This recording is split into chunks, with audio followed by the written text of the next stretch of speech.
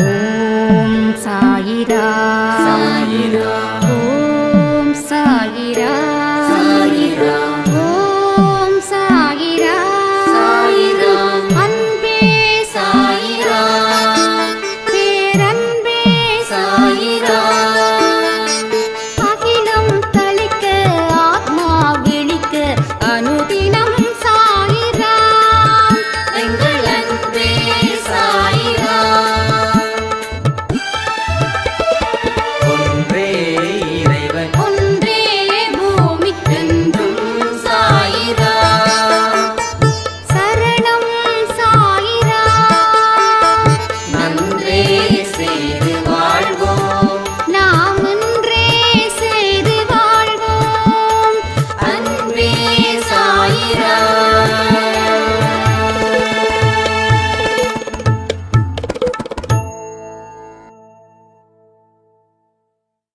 சாய்ராம். என் உயிரின் உயிரானவர்களே, அனைவருக்கும் இந்த நாள் நல்ல நாளாக அமைய சாயப்பா கிட்ட பிரார்த்தனை பண்ணி இந்த பதிவை நான் ஆரம்பிக்கிறேன்.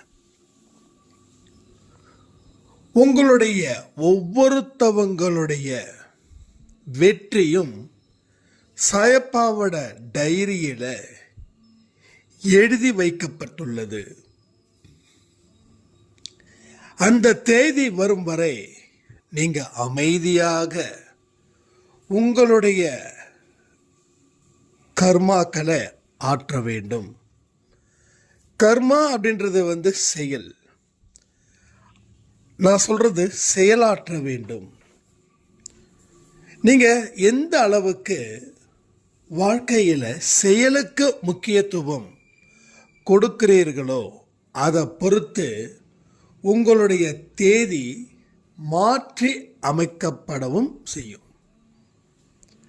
இப்போ செப்டம்பர் 13ஆம் தேதி எனக்கு நல்லது நடக்குதுன்னு சாயப்பா டைரியில் எழுதி வச்சிருக்காருன்னா அவர் எதை வச்சு எழுதியிருப்பாருன்னா, இன்னைக்கு நேற்று முந்தா நேற்று என்னுடைய செயல்படும் வேகம் எப்படிப்பட்டதோ அதற்கு தகுந்தது போல எழுதி வச்சிருப்பார். நான் அந்த செயல்படும் வேகத்தை இன்னும் ஜாஸ்தி பண்ண அப்படின்னா அது ஆகஸ்ட் 13 கூட முடிஞ்சிடும். அப்போ ஒவ்வொரு மனுஷனுடைய செயல்படும் திறனை பொறுத்து அவனுடைய வாழ்க்கை மாறுது. அதுதான் நாம் இங்கே தெரிஞ்சிக்க வேண்டிய ஒரு முக்கிய பாடம். அப்போ நாம் எந்த அளவில் செயல்படணும், அது எந்த விதத்தில் நாம் அந்த செயலை பயன்படுத்தணுன்றதை பொறுத்து உங்கள் வாழ்க்கையில் நல்லது அப்படின்ற ஒரு விஷயம் நடக்க போகுது. இத்தனை நாள் நீங்கள் காத்திருந்தது வீண் போகாமல் இருக்கணும் அப்படின்னா நாம் என்னெல்லாம் செஞ்சால் நமக்கு நல்லது, நம்ம குடும்பத்துக்கு நல்லதுன்னு நாம் ஒரு சில கணக்கு வழக்குகளை வச்சிருப்போம். அதை தட்டி எடுத்து, தூசி தட்டி எடுத்து அதை உடனுக்கு உடனே அமலுக்கு கொண்டு வரணும். எல்லா மனுஷங்களுக்கும் போதிய அறிவு இருக்குது, அதை விட அறிவும் இருக்குது. ஒரு மனுஷன் கீழே விழுந்துட்டா இன்னொரு மனுஷன் அவனுக்கு ஏகப்பட்ட ஆறுதலும் ஏகப்பட்ட அட்வைசஸும் கொடுக்குறான். ஆனால் அதே மனிதன் தான் கீழே விழுந்துட்டா அத்தனையும் மறக்கிறான். அப்போ போதிய அறிவு நம்மிடம் நிறைய உள்ளது, நம்ம எதிர்பார்த்ததை விட ஜாஸ்தி இருக்கு. ஆனால் அதை நாம் செயல்படுத்த விரும்புறது இல்லை. அந்த செயல்படுத்த ஏன் விரும்பலைன்றது நீங்கள் தான் யோசிக்கணும். ஆனால் யோசிச்சு அதற்கு ஒரு முடிவை நீங்கள் கட்டணும். என்னுடைய வாழ்க்கையில் பெரிய தடையாக இவைகள் எல்லாம் இருக்குதுன்னு அந்த உணர்வோடு நீங்கள் அதை தேடணும், இல்லை அதை யோசிக்கணும். முடிவை பொறுத்து தான் நாம் செயல்பட முடியும். என் வாழ்க்கைக்கு இதெல்லாம் பிரச்சனையாக இருக்குது, இதை சரி பண்ணால் நல்லா இருக்குமே அப்படின்னு நீங்கள் நினைக்க அந்த பிரச்சனைகளோட தீவிரம் அப்படின்றது கொஞ்சம் கொஞ்சமாக ரெடியூஸ் ஆகும். அதற்கப்புறமா செயல்படும் வேகம் அதிகரிக்கும். உங்களுக்கும் கடவுளுக்கும் ஒரு திரை உள்ளது. அந்த திரையை அகற்றினாதான் அவரை நாம பார்க்க முடியும். அந்த திரை மாயத்திரையா இருக்கலாம், இல்லை உங்களுடைய சோம்பேறித்தனத்துக்கு உண்டான ஒரு திரையா இருக்கலாம், இல்லை மூட நம்பிக்கைக்கு உண்டான ஒரு திரையா இருக்கலாம். ஆனால் ஏதோ ஒரு திரை மட்டும்தான் மறைக்குது. அந்த திரையை விலக்கிட்டா கடவுள் காட்சி அளிப்பார். அப்போ கடவுள் என்னுடைய வாழ்க்கையில் வரணும், அதற்கு நான் என்ன செய்யணும் அப்படின்னு கேள்வி கேட்கும்போது ஆக்கப்பூர்வமான சிந்தனைகள் கடவுள் அங்கே வெளிப்படுத்துவார்.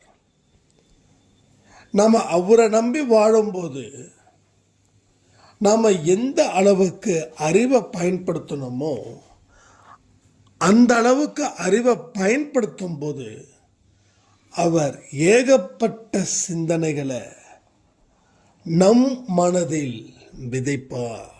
முதல்ல நம்ம மனசில் விதைப்பார். விதைச்சதுக்கு அப்புறம் அதை நாம சரி பண்ணணும், அதை மெயின்டைன் பண்ணணும். அந்த விதையை பறவைங்க கிட்ட இருந்து காப்பாற்றணும், இயற்கையின் சேற்றத்தில் இருந்து காப்பாற்றணும். எந்தெந்த வழியிலலாம் அந்த விதைகளை பாதுகாக்கணுமோ அத்தனை வழியிலையும் பாதுகாத்து அதை சரி பண்ணி அது மரமாகிற வரைக்கும் அவன் பாடுபடணும்.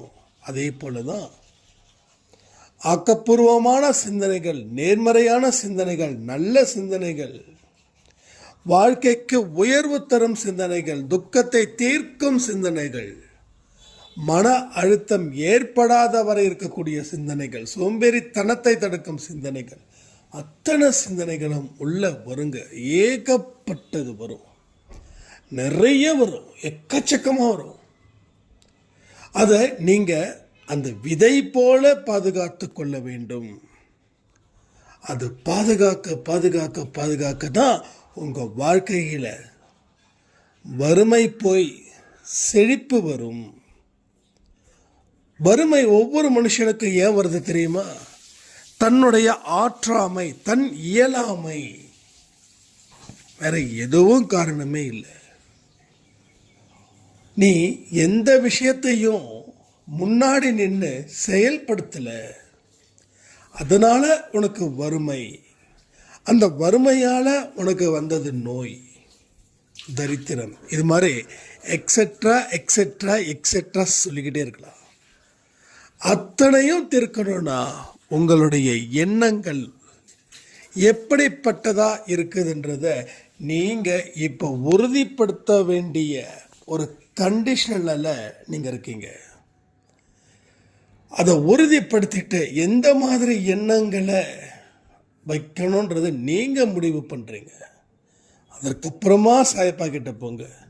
அதற்கப்புறமா அவர் நல்ல நல்ல வழிகளை காட்டி உங்களுக்கு சிறப்பான வாழ்க்கையை கொடுத்து உங்களை இந்த உலகத்திலேயே சந்தோஷமான மனிதராக வாழ வைப்பார்னு சொல்லி இன்றைக்கி யாரெல்லாம் பர்த்டே வெட்டிங் டே செலிப்ரேட் பண்ணுறாங்களோ அத்தனை பேருக்கும் சாயப்பாவுடைய அன்பும் ஆசீர்வாதமும் பரிபூர்ணமாக கிடைக்கணும்னு இந்த பதிவை நான் முடிக்கிறேன்.